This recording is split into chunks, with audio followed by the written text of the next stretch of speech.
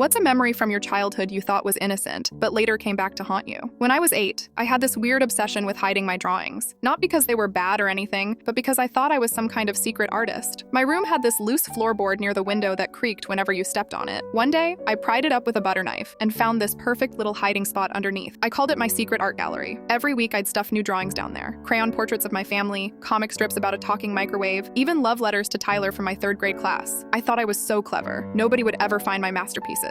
My mom always seemed stressed back then. She'd have these weird phone conversations where she'd whisper and then hang up real quick when I walked into the room. Dad worked all the time, coming home late and going straight to his office. I just figured that's how all parents acted. When I turned 11, everything changed overnight. Mom had what the adults called a nervous breakdown. One day she was fine, the next she was crying in her bedroom for 3 days straight. Dad kept telling me we had to move across the country for his job, but something felt off about it. We packed up everything in like 2 weeks and just left. I never got to say goodbye to my friends. Never got to retrieve my secret art collection either. The whole move felt rushed and scary, but I was just a kid. What did I know? Years passed, and I never really thought about that house again. Got married to this amazing guy named Pete, had a decent life. But last month, we were visiting my hometown for his work conference, and I saw our old house had a for sale sign out front. Pete thought I was crazy, but I called the realtor and scheduled a tour. I told him I used to live there and wanted to see it for nostalgia. The current owners had done some renovations, but my old room looked basically the same. While Pete was talking to the realtor downstairs, I snuck over to where my loose floorboard used to be. My heart was pounding as I knelt down and pressed on it, still loose after all these years. I lifted it up expecting to find my old drawings, maybe some dead bugs. Instead, there were dozens of yellowed envelopes, not mine. These were typed addresses, all to my dad. The paper felt old and brittle. My hands were shaking as I opened the first one. It was from someone who signed their name as just E. The letter was short but terrifying. It said, "Stop ignoring me. She has the right to know who her real father is. If you don't tell Marina the truth, I will." I felt like I was going to throw up. I grabbed 3 more letters and shoved them in my purse before Pete came looking for me. That night in our hotel room, I read all of them. Each one was more threatening than the last. E knew about my mom's affair. E knew I wasn't my dad's biological child. E wanted money to keep quiet, and when that didn't work, E threatened to tell me everything. The last letter was dated just 2 weeks before we moved. It said, "Time's up. I'm done waiting. The kid deserves to know the truth about her real family." I couldn't sleep that night. Pete kept asking what was wrong, but I couldn't even form words. Everything about my childhood suddenly made sense. The whispered phone calls, the sudden move, my mom's breakdown. When I got home, I ordered one of those DNA testing kits. 3 weeks later, the results confirmed what I already knew. Dad wasn't my biological father. I confronted my mom over video call. She broke down crying immediately, told me about the affair, about E threatening our family, about how scared she was that I'd hate her if I found out. She said moving was the only way to protect me from the truth. But here's the thing that really messes me up. If I hadn't been so obsessed with hiding my stupid drawings in that floorboard, my mom never would have found those letters when she was cleaning my room. She wouldn't have panicked. We wouldn't have moved.